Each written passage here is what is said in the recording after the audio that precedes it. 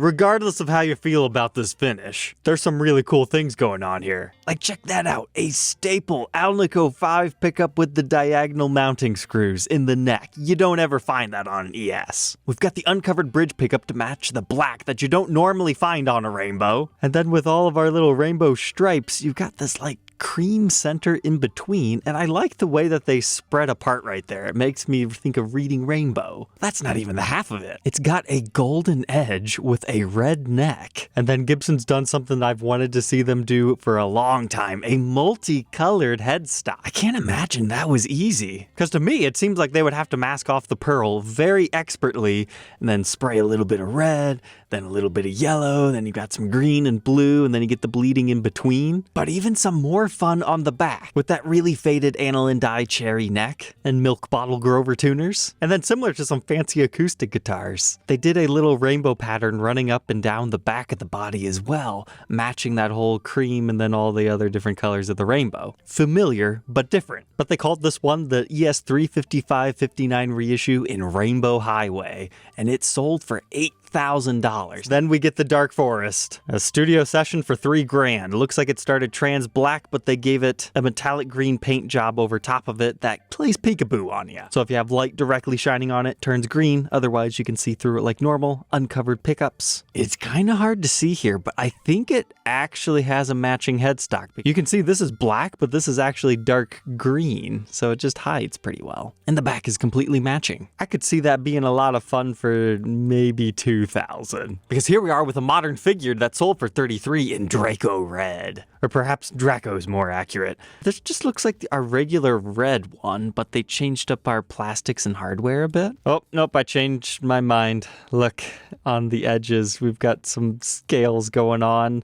Multicolored knobs. I do like the pickup change. One white and black. Reminds me of the old VSG series. But whoa, what's with that truss rod cover? Thought I was going to say Draco or something, but no. Les Paul Supreme. But there we go. Here's one for the guys that say, why do you care what the back of your guitar looks like? You're only ever going to see the top while you play or your audience.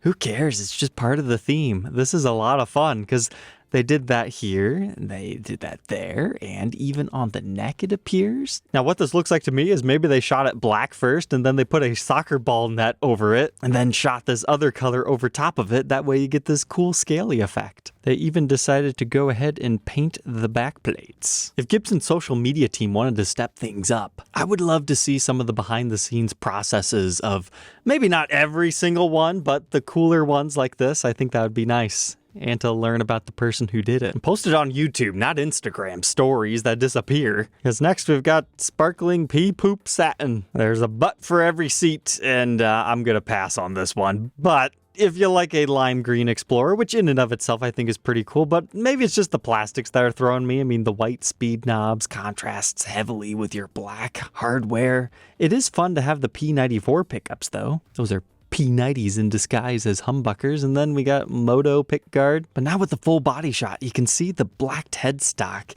Yeah, I think if we just had a black pickguard and knobs on this, it really wouldn't look that strange. Here's what it looks like without any of that. This next one, I'm not really sure how to pronounce it. Navy Blue Ebony? Or is it Navy Blue Ebony? If Google can be believed anymore. It doesn't actually appear to be a real word, and I thought about Blue Bunny ice cream too. But the blue ebony does kind of make sense because it's blue and you've got ebony mixed with it. Even the uncovered bridge pickup and neck. It just needs the ebony fretboard, and this would be fantastic. The fretboard really is kind of a bummer on that one. But at the same time, it's a little darker here and then it gets brighter there, like a fade finish. Reminds me of that Fender we had just recently reviewed that I compared it to a Dum Dum Sucker. But now we have a Stainberry Sparkle Burst. For a standard 50s, this really reminds me of the old tributes due to the satin finish and having this bare neck right up here. Even though it's actually mahogany in this case, those were maple neck. I mean, it's not the worst we've ever seen. A little bit of red and pink with some cream and a little bit of flame in between. And they left the pickguard off if that's your style. Natural neck, black back. Yeah, not a fan of that one at a super ultra premium price like that. But okay, glad I went through these photos. The back is not black, it's sparkly. So okay, it makes up a little bit. But now red sugar sparkle. That's just a classic sparkle red with zebra bobbin pickups, again leaving our pick guard off. No matching headstock, but our back is a darker hue. I thought it was like black, but no, it's a nice metallic red. I could see that speaking to someone. And now, hey, a base. You don't see those every day. Ruby Sunday Thunderbird. They gave it a new fancy pick guard to match its new finish. That looks like it is a new satin hue, but it does have some sparkles built in within it.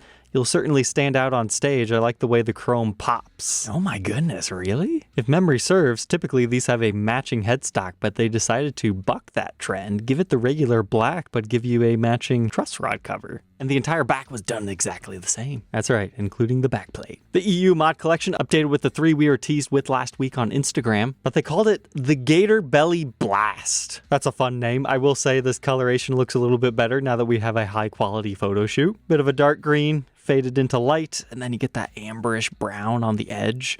The cream binding certainly pops, and the black headstock face matches the plastics. That doesn't look like any fun on the back, just a nice reddish brown. But to be fair, that is a nice hue. The purple SG ended up being called Super Grape. I had a feeling that one wasn't going to last long at all. Just sparkly purple with the matching knobs as well as a matching pick guard. And another hunch was also correct. That's not just a regular headstock. It's sparkly and lightly lavender tinted. You certainly can't go wrong with that one. But our older Les Paul Studio was called Coral Pearl. It's a whole bunch of red. I suppose if we zoom in there, maybe there's a little bit of sparkliness, maybe not. But for fun, it does have the matching headstock, making it like a modern light, but on a different model. And the back completely matches. But now everyone's favorite, the demo shop. They had a 57 reissue junior. I just thought I'd point it out, $3,200. That's not the worst you would ever pay for one that has a 2-year playability warranty. Certainly much better than the brand new pricing. Although I did find it odd, you could actually buy a special for cheaper. Kindred Burst is a fantastic colorway, just in case you didn't know about it. Although it honestly got featured because of this. What did they do over here?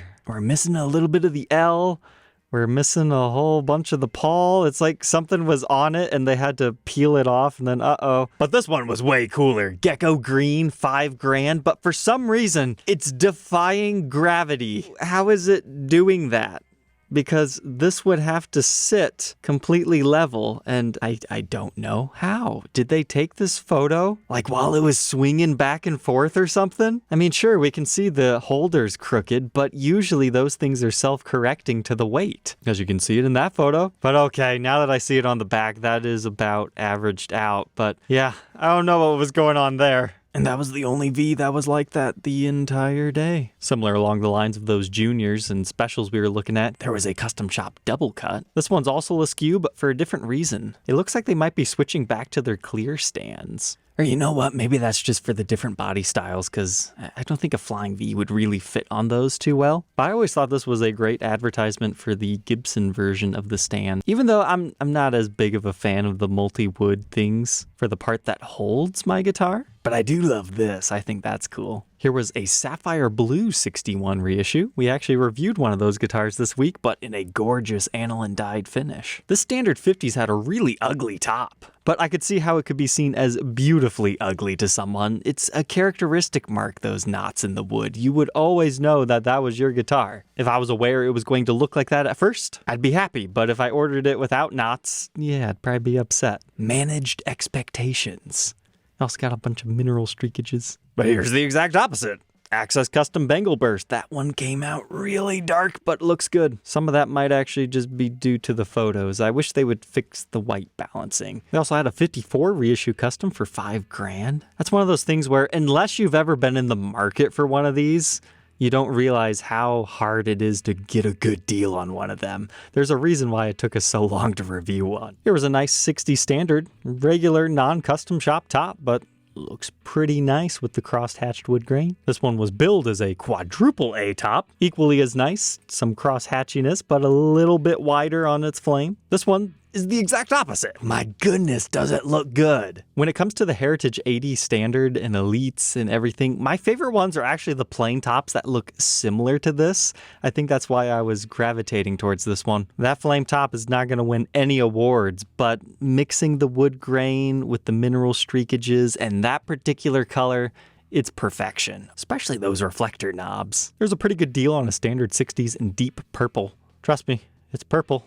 It's $1,900. It just looks black. And then hear me out. I thought this was strange. There were 3 guitars that looked nearly identical. This one's a 60s Unburst. Note the circularness right here in our wood grain pattern. This one is iced tea, modified with golden hardware, but note the circularness in the exact same spot. And then once again, another 60 standard, this time iced tea again, more circularness right in the exact same spot. There's also kind of an ugly 335 watermelon with like some large bird's eye, I guess you could say. Hey, mod collection guys, I would love to see one of these speckled with a bunch of seeds and then give it like a green edge. But if you're gonna do it, you gotta do it right. You gotta give it the multi-striped green and kind of light green edge, and then make sure you do the speckliness on the back. You could get away with doing a cream binding layer around it to pull off the look as well. Limited buyer pool, but that's what's great about the mod collection. You only gotta speak to one crazy, and they'll love you for it.